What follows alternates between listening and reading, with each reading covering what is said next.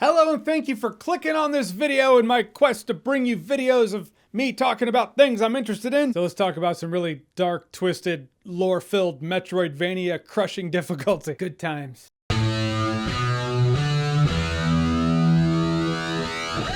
Blasphemous. So Blasphemous is a game out for all the main consoles, PS4, Xbox One, Nintendo Switch, PC, developed by the Game Kitchen, published by Team 17. It's a Metroidvania game, which I hopped onto this because I just finished playing Castlevania Symphony of the Night and Rondo of Blood, but I didn't do a video on that. What can I say about Castlevania Symphony of the Night that hasn't already been said about Symphony of the Night? It's wonderful, it's amazing, it's fantastic, it's godlike, it's perfection. I'd marry it if I could. Rondo of Blood, I feel like I could probably talk about because not a lot of people talk about Rondo of Blood. One is both are great. I wanted another Metroidvania game. And I saw Blasphemous on the PlayStation Network. I was like, oh, this is that game that was on my radar for a hot second, and I just got onto other things. So I got it, and I played it. Compared to Symphony of the Night, it's much harder. It takes place in this really religiously dark and fucked up world. There's this curse that's come over the land called the Miracle, so you play as someone called the Penitent One. The Penitent Man shall pass. And you hack and slash your way through this game to the end. Well, hack and slash. You'll hack and slash if they let you hack and slash. If you just try to hack and slash your way through this, you're fucked. You adapt to survive. You block, dodge, then hack, block, dodge again, hack again. And I keep bringing that up because if I just say, oh, it's a Metroidvania game, it'd be like, I play Symphony of the Night, let's do it. But this game's actually compared more to side-scroller Dark Souls. It is a punishing game. If you die, the game lets you know it because of save points. It's not like they're in every other room. Sometimes they're a ways away, so when you die, you miss that jump or you make the jump and then you get hit. It's like, yeah,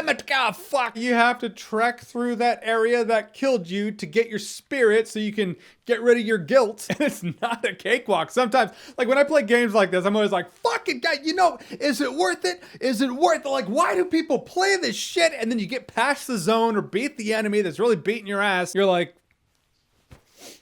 that's right. And that's the point of it, you know, that feeling of, yeah, that's why you don't come at me. You do have relics that you can equip. You have rosary beads that you can equip that give you stat buffs, and you find more rosary bead slots so you can equip more of them. You have abilities you unlock that you purchase from currency you get from killing enemies. And you find prayers that are essentially spells. You get to equip one of those at any given time. So you must choose.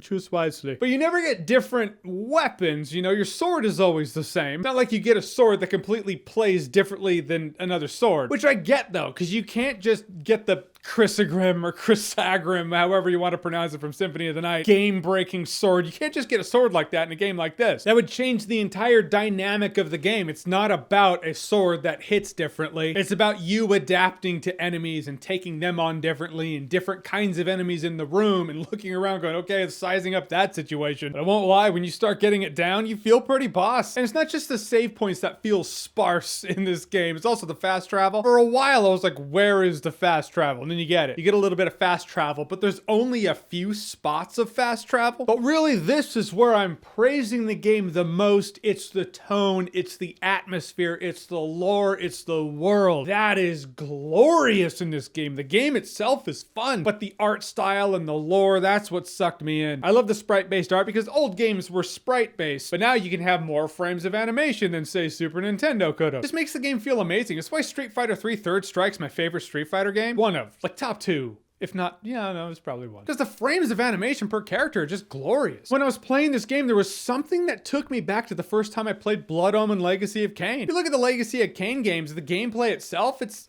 nothing enormously special, but it's the lore among this world that makes it feel lived in and real. I just had that same feeling playing this that I had the first time I played Blood Omen Legacy of Kain, though the two play very differently. Blood Omen Legacy of Kain's an overhead game. They're different games, but there's something about that lore. In fact, the way I described Blasphemous to a couple of people was, it's like the Avernus Cathedral in Blood Omen Legacy of Kain, but the whole game. I appreciate a game like this, especially one that's just so heavily grounded in religion. The whole game is about this really messed up religious world. So every item you find, every trinket, it has a backstory, it has lore attached to it. You read it, it makes it feel more real. It's not just like a thing. Okay, I'm gonna equip that thing. Could have gone for some voiceover for all the items like Blood Omen Legacy of Kain had, but it's fine. The lore is still there. And in terms of the art style, yeah, some of it just sticks with you. It's just really twisted shit.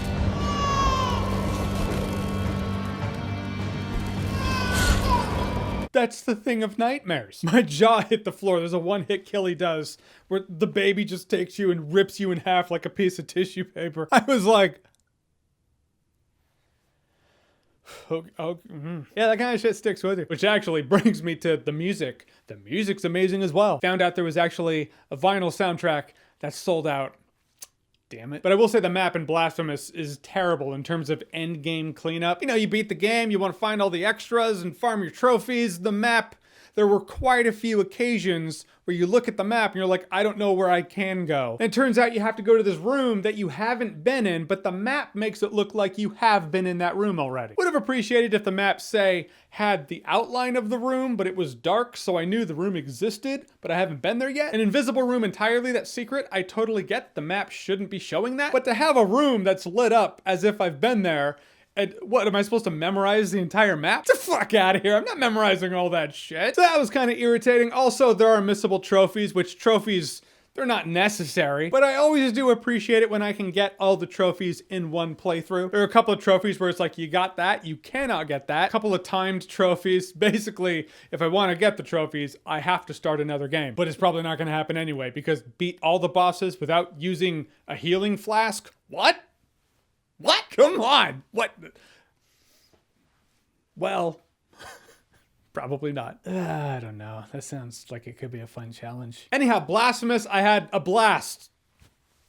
You clicked on my video. You only have yourself to blame for hearing cheesy jokes. It has fun yet challenging, sometimes crushing gameplay, but human beings are very adaptable. You will adapt to survive, and by the end, you're just cooking through these enemies until you come across a new one and he beats your balls in. But hang in there, you'll get him. The game could use a bit of polish when it comes to the maps. I was gonna say it's worth buying at full price, but full price is $24.99. It just doesn't quite say enough. Plus, I'm a sucker for lore and tone, and this game is lore and tone. Atmosphere. This game just does it right. Plus, I lived and breathed this game for a week. It's like it's a part of me. It's a part of my dark, twisted, fucked up soul. We're kindred spirits, this game and I, so I gotta say, Blasphemous is awesome-tacular.